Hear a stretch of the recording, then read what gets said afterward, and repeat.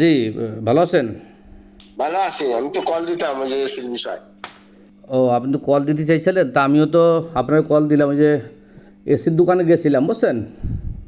হ্যাঁ। তাই গোপালগঞ্জে তো ভালো কোনো এসি নাই। তাই কল আগের একটা পুরনো মডেল টডেল করার এসি এলজি এসি এসে গেছিলাম। সিঙ্গারে কিছু নতুন এসি আইছে। না না, সিঙ্গার মিঙ্গারে বাল চালু বলো ওইটা সার অথবা এনার্জি।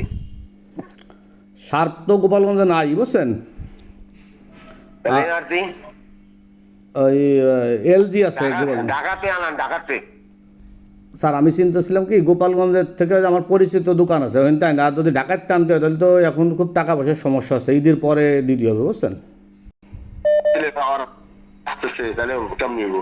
এখন ওই যে না তো সিগন্যাল লাভ নাই, নেবো না। তাহলে কিছু টাকা পয়সা দিয়ে দিই, তাহলে নিয়ে আপনি একটু কিনে নিলি তা ভালো হবে না? আরে না, আমি কিনে নিবো এখন। ঝামেলা সময় আছে, কারণ ওরা ওরা এখন মেলা বোঝেন না আপনি। তাহলে ঢাকাতে তো যাতায়াত এই যাই কিনে টিনে আনা একটু, এখন তো টাকা পয়সা একটু সংকটে আছি, বিপদের ভিতরে রয়েছি। ভাবছিলাম যে গোপালগঞ্জের পরিচিত দোকান আছে ওইখান থেকে আনি দেবানি। ওরা আনিয়ে দিবে না। তাহলে আমি আর একটু যাই দেখি দে আর কি পাওয়া যায়, আমি পরে আর একটু ঘুরে ঘুরে দেখি। বলেন বলেন যাওয়া হচ্ছে এনার্জি থাকে। আচ্ছা, ঠিক আছে, ঠিক আছে, তাহলে আমি যাই জানাবানি আবার, স্যার। বান্ডেল থাকলে প্রতি সেনমানিতে টাকা বাঁচবে। বিকাশ সেনমানি বান্ডিল কিনে জিতুন প্রতি লেনদেনে। বলেন। শোরুমির তো ফোন দিয়ে হলো, তা এসি কি লাগানো হয়েছে নাকি, আর ঠান্ডা হচ্ছে নাকি, তাই জানতে চাইছি একটু আমার ফোন দিয়ে। তোর তো চালাই নাই বাবু, যে কিনেছে আর চালাই নেই, চালাই নেই। ও এমনি লাগানো হয়েছে স্যার, ভালো ভাই। লাগাচ্ছি কাল লাগাচ্ছি। আচ্ছা আচ্ছা, ঠিক আছে, আমি জানাই দেবেন যে চালাই জানাবানি, ঠিক আছে। আজকে ঠান্ডা তো আবহাওয়া, এই জন্য আর চালানো লাগে না, এই জন্য চালাই। আচ্ছা আচ্ছা, ঠিক আছে স্যার, জি। এই চালাই মানে দুপুরে চালাই দেখতে। ও জি স্যার, ঠিক আছে। আমি মোহাম্মদ জাকির হোসেন, আমি একজন কাশিয়ানী সদর ইউনিয়নের ঘোড়াশুরের বাসিন্দা। গত 5ই আগস্ট 2024 সালের পর থেকে আমাদের থানায় OC Shafiuddin, officer in charge Kashiani থানা, উনি জয়েন করার পর থেকে বিভিন্ন সময় বিভিন্নভাবে আমারে হয়রানি করার চেষ্টা করছে। অনেক সময় হুমকি ধমকি দিয়েছে বিভিন্ন লোকের মাধ্যমে, হোয়াটসঅ্যাপে কল দিয়ে, যে আপনি আমার সাথে দেখা করেন, আপনার নামে অভিযোগ আছে, আপনি এখনও বাড়ি ঘুমাচ্ছেন, ঠিকমতো বাড়ি ঘুমাতে পারবেন না। প্রথম আমি এসআই আমিনুল ইসলাম কাশিয়ানী থানায় ছিল, উনি হলো আমার বললো যে ভাই আপনার তো সামনে বিপদ আসতেছে। আমি বলছি আমার অপরাধ কী? আমার তো কোনো অপরাধ নাই, আপনি আওয়ামী লীগের সাথে মেলামেশা করছেন, আওয়ামী লীগের আমার মেম্বার হয়েছেন।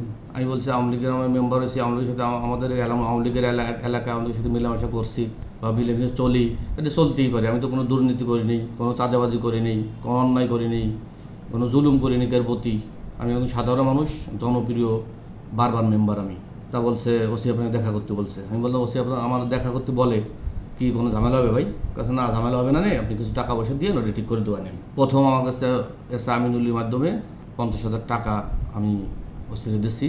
এরপরের থেকে আমার প্রায় হোয়াটসঅ্যাপে ফোন দেয় ওসি নিজেই। প্রথম আমার ভয় দিয়েছে, আর বিভিন্ন সময় দেখতেছি যে মানুষজন ধরে নিয়ে যাচ্ছে, নিয়ে হয় সেনাবাহিনী গাড়ি পোড়ানো মামলা দিচ্ছে, না হয় দিদার হত্যা মামলা দিচ্ছে। আমিও জীবন বাঁচানো ভয়তে, জেল খাটার ভয়তে আমিও বারবার টাকা পয়সা দিছি।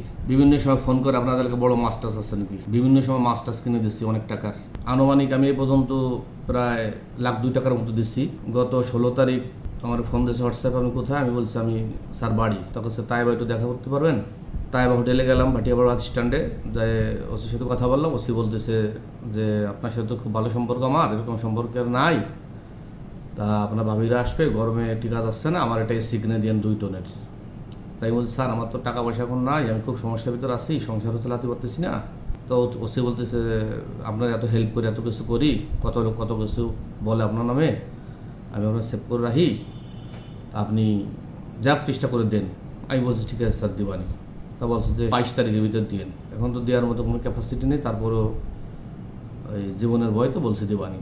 তা আমার জানা মতো এরকম শুধু আমি না, আমাদের ভাটিয়াপাড়া অঞ্চলের বিভিন্ন লোকের কাছ থেকে প্রায় 50 থেকে 60 লাখ টাকা নেছে উনি।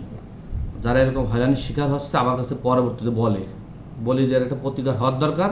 কেউ ভয়তে মুখ খোলে না, সবাই জেলঘাটার ভয় পায়, সবাই গোপন করে যায়। আমিও দু একজনের বাঁচানোর জন্যই তাকে হুমকি দামকি দিয়েছে, আমিও দু একজনের এরকম লেনদেন করে দিয়েছি যাতে তারাও বাঁচতে পারে, আমার মতো তারাও হয়রানি হয়েছে নিরীহ লোক। আমার একটা নাম্বার থেকে কল দিয়েছে, কল দিয়ে বলতেছে কি যে ভাই আপনি কি বেগুর ব্যবসা করেন? আমি বলতেছি হ্যাঁ ভাই। বলছে আপনার ওসি সাহেব দেখা করতে বলছে। আমি বিকাল বেলা এই আসরের নামাজ পড়েই পরে আমি ওসি সাহেবের কাছে যাওয়ার আগে আমি এই যে দিহান আমাদের ভাইসতে হয় ওর অফিসে গেছি, যাই করছি কাকা ওসি সাহেব আমার ফোন দিয়েছিল তো, তোমার সাথে তো ওসি স্যারের ভালো সম্পর্ক, তুমি একটু দেখো তো কি করা যায়।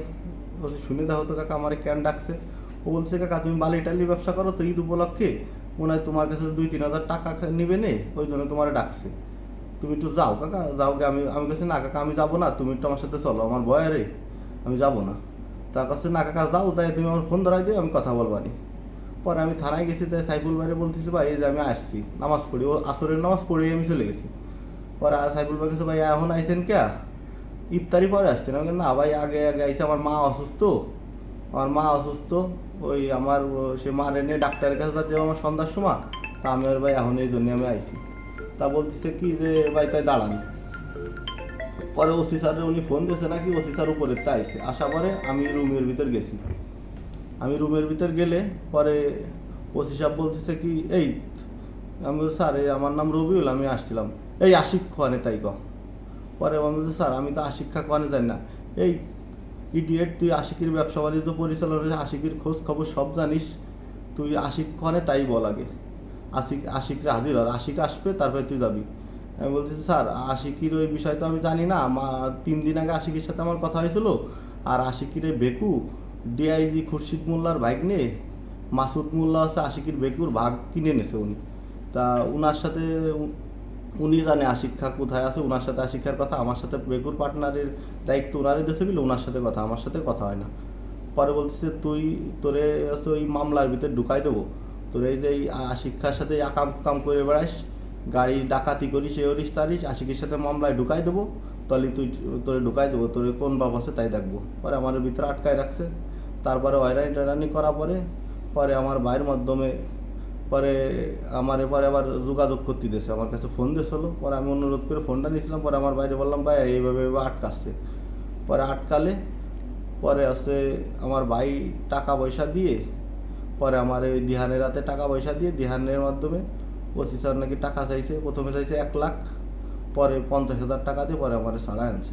ওসি টাকা খেয়ে আমার স্বামীকে ধরে নিয়ে গেছে, মিথ্যে মামলা দিয়ে দিয়েছে, রাজনৈতিক মামলা দিয়ে দিয়েছে। এখন মিথ্যে মামলা, সে কোনো রাজনীতির ভিতরে জড়িত না, তারপরে তাকে মিথ্যে মামলা দিয়ে ঢুকাই দিছে।